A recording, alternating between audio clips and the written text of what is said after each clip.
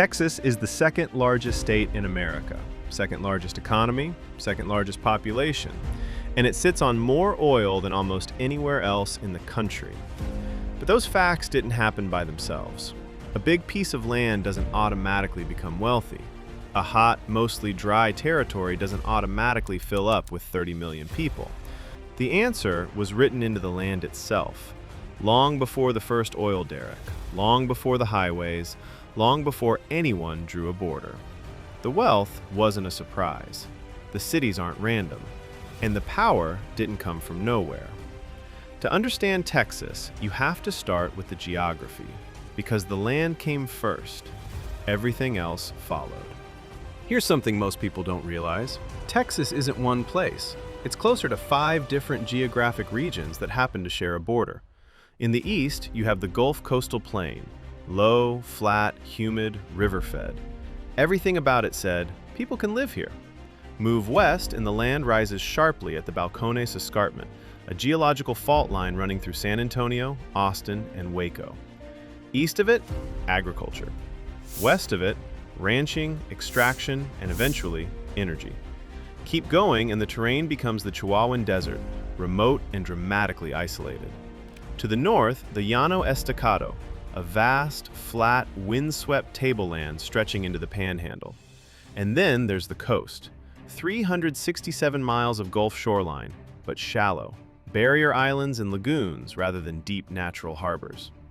That single detail would force one of the most consequential infrastructure decisions in Texas history. 5 regions, 5 different economic destinies, all shaped before anyone arrived. Now here's where it gets interesting. The eastern third had fertile soil, decent rainfall, and timber, enough to anchor early agricultural settlement. The coastal plains supported rice. The Rio Grande Valley, warm year-round, became prime citrus and vegetable country. But the resource that changed everything was underground. The Permian Basin in West Texas is one of the most prolific oil-producing regions on Earth. A geological formation created hundreds of millions of years ago when an inland sea deposited organic material that eventually became petroleum. Stacked in layers, enormous in scale.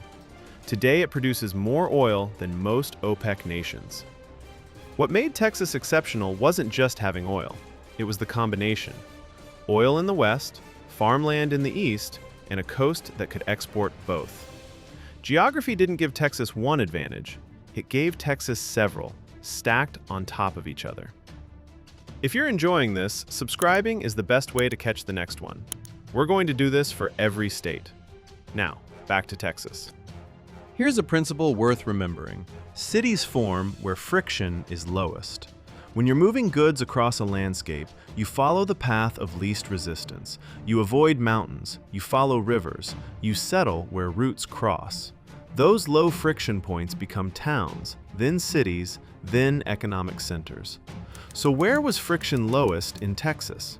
Not on the rivers. Unlike the Mississippi, Texas rivers flood, silt, and shallow out. They were never reliable highways. So when the railroads arrived in the 1870s and 80s, they became Texas's rivers. Rail determined which towns grew and which ones disappeared. And the coast created a problem that geography ultimately solved in a surprising way. Galveston, on a barrier island, was Texas's first great port, one of the few spots with natural depth for ocean-going ships. But in 1900, a hurricane killed up to 12,000 people and ended the city's dominance overnight. Houston, sitting 50 miles inland, responded by dredging a ship channel through Buffalo Bayou to the bay. By 1914, an inland city had become a port city through infrastructure built on terrain flat enough to dig and water deep enough to extend. The Port of Houston is now one of the busiest in the Western Hemisphere. That outcome traces directly back to a barrier island's vulnerability and a bayou's geometry. Look at where Texans actually live, and the geography writes itself. Most of Texas's 30 million people cluster in what's sometimes called the Texas Triangle: Dallas-Fort Worth, Houston, and San Antonio, with Austin near the center. Every single one of those cities is exactly where geography would have predicted. Dallas sits where river crossings and later rail lines converged on the edge of the southern plains, a natural junction for trade moving in every direction. Fort Worth, just to the west, was literally the last city before the frontier, where cattle drives organized before heading north. Houston collects and exports the output of the coastal plain and the energy fields. San Antonio guards the gateway between coastal Texas and the interior, where Spanish colonial roads crossed and water was accessible before the long, dry stretch westward. Austin sits centrally on the escarpment corridor, where the Colorado River made the land livable. And then there's the silence. West Texas, the Trans-Pecos, the Panhandle interior. Vast land, tiny populations. The terrain is harder. Water is scarcer. Distance to markets is greater. Geography created those empty spaces just as deliberately as it created the density in the triangle. Texas started as a resource state and grew into a trade state. That distinction matters. Resource states extract wealth from the land. Oil, cotton, cattle, timber. Texas had all of these, and for most of its history, it was in the business of pulling things out of the ground and selling them elsewhere. That creates wealth, but volatile wealth, dependent on commodity prices set by forces outside the state's control. What separated Texas from other resource states was the ability to capture more of the production process. Houston didn't just pump oil, it refined it, processed it, and exported it. The energy corridor that grew around the ship channel became one of the most complex industrial ecosystems in the world. Dallas, without a port or oil fields, became a distribution and financial hub, the place where roads, rails, and routes from every direction met. San Antonio, straddling the military corridor to the border, became anchored by federal installations that brought stable, long-term economic weight. Different geographies, different economic identities, all of them Texas. But the land that built Texas also set its limits. Texas's most serious long-term constraint isn't terrain, it's water. Rainfall drops dramatically as you move west. The Edwards Aquifer feeds San Antonio. The Ogallala Aquifer feeds the Panhandle. Both are being drawn down faster than they recharge. As Texas adds millions of residents, the question of where the water comes from is, at its core, a geography problem, and it doesn't have an easy answer.